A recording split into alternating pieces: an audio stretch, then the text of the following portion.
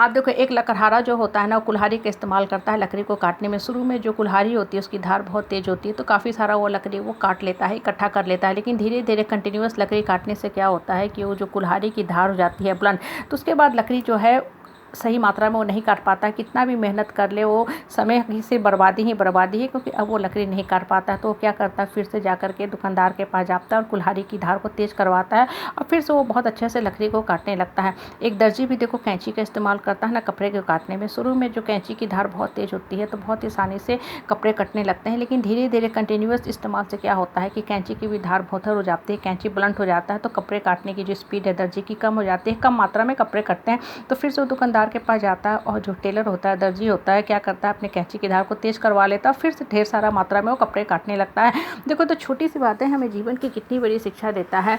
हम सब काम करते हैं, कंटिन्यूअस काम करने लगते हैं, लेकिन एक समय के बाद आप फील करोगे कि आप काम तो कर रहे हो लेकिन आपकी प्रोडक्शन शक्ति बिल्कुल ही खत्म हो गई है।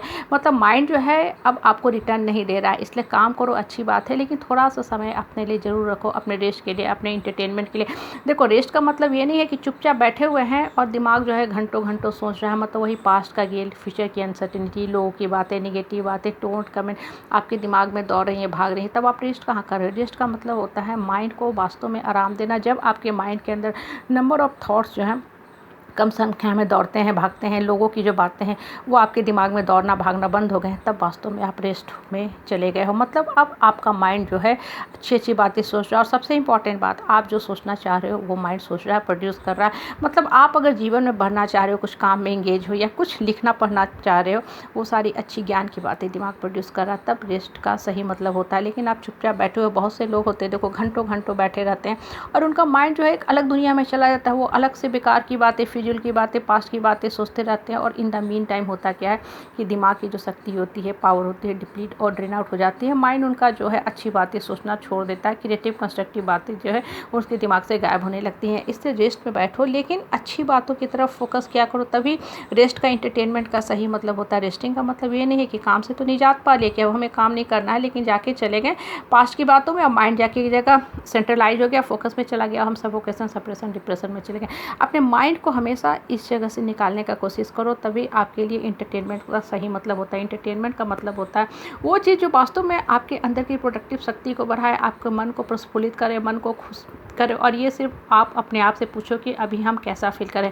देखो इसके लिए कोई स्कैनर नहीं होता है जो टेस्ट करे, ना ही कोई कैट स्कैन होता, ना ही कोई एक्सरे की मशीन होती है। वो इंसान का मन खुद ही जानता है कि हम अभी कैसा फील कर रहे हो। देखो जब आपका अंतर मन खुश होता जाएगा, इन लुक सुधरता जाएगा ना, तब आउटलुक भी अपने आप ही सुधरता जाएगा। आउटलुक सुधारने के लिए आपको बहुत ज़्यादा कॉस्मेटिक, मेकअप, क्रीम की ज़रूरत नहीं पड़ेगी। वो अपने आप मन की जो शांति होती है ना, वो आपके चेहरे से झलकने लगेगी। और एक चीज़ देखो, आपको हमको रहना इसी समाज में है, हम सब एक संसारिक आदमी है, इस समाज को, परिवार को नहीं छोड़ के जा सकते हैं। देखो कमल जो होता है ना कीचड़ में ही खिलता है, लेकिन फिर भी वो अपने आप को उस कीचड़ से अलग करके रखता है, इसलिए वो माँ लक्ष्मी का प्यारा होता है। और दीपावली में सबसे महंगे रेट पे हम कमल चढ़ाते हैं माँ लक्ष्मी को प्रसन्न करने के लिए। कहने का मतलब है कि इसी समाज में रहो, सब कुछ यही है, कुछ नहीं बदलने वाला है, लेकिन अपना पूरा फोकस अपने आप पे रखा करो। अपने आप को बेहतर बनाने में अपना पूरा टाइम एनर्जी इन्वेस्ट करो। अपने दिमाग को तेज़ धारदार बनाओ, अपने माइंड को ऊपर वाला की तरफ लेके जाओ, ऊपर वाला से जोड़ते जाओ। जैसे जैसे आप ऊपर वाला से जुड़ते जाओगे ना, अपने आप फील करोगे कि ये सारे लोग जो है ना कादो कीचड़ दलदल मिट्टी की तरह यहीं पड़े हुए हैं, लेकिन आप उठते जा रहे हो। और देखो जैसे जैसे आप उठते जाओगे ना, आप चारों तरफ परफ्यूम पॉजिटिविटी फैलाते जाओगे, आपकी फ्रेगनेंस जो है खुशी, हैप्पीनेस चारों तरफ फैलती जाएगी। फिर आप अकेला कभी नहीं फील करोगे कि हमको कोई नहीं पूछ रहा, हम अनसोशल हो गए, हमको इस परिवार के, समाज के लोग छोड़ देंगे तो हम कैसे सर्वाइव करेंगे। ये जो बेकार की बातें हैं ना, जो आपके मन को कुंठित करती है, कमज़ोर करती है, आपको मजबूर बन के जीने के लिए परेशान करते रहती है, सारी बातें हैं आपके दिमाग से हटने लगेंगी, क्योंकि अब आप इतने पॉजिटिव हो गए हैं कि लोग अपने आप से जुड़ने लगेंगे। फिर वैसा इंसान जो होता है ना, कभी भी अकेलापन फील नहीं करता। और सबसे इम्पॉर्टेंट देखो, ये समाज सबके लिए बनी है। जैसे प्रकृति में ना गाय, बकरी, भैंस, कुत्ता, मैना, कोयल, कबूतर, तोता सारे रहते हैं। अब देखो गाय, बकरी, भैंस उसके पत्ते को खाते हैं, कोयल, कबूतर वहाँ जाके घोंसला बनाती है, घोंसले में रहती है पेड़, और पेड़ हम इंसानों को फल फूल छाँव देता है। कहने का मतलब प्रकृति सबके लिए है, लेकिन जो जैसा है उस ढंग से प्रकृति का इस्तेमाल करता है। समाज सबके लिए है, इसी समाज में सबको रहना है, हमको भी रहना है, आपको रहना है, हमारे परिवार के जो लो स्नीकी पीपुल है उनके लिए भी यही समाज है। वो भी आखिर कहाँ जाएंगे, मार्स पे तो जाके रहेंगे नहीं। तो अब आप अपने लिए सोचो, जगह बनाओ कि हम इस समाज में कैसे उठते जाएं। क्लास एक ही है, उसी क्लास में जो पढ़ने वाले बच्चे हैं अपने लिए ग्रोथ का रास्ता निकालते, इसलिए आगे बढ़ने के बारे में सोचो।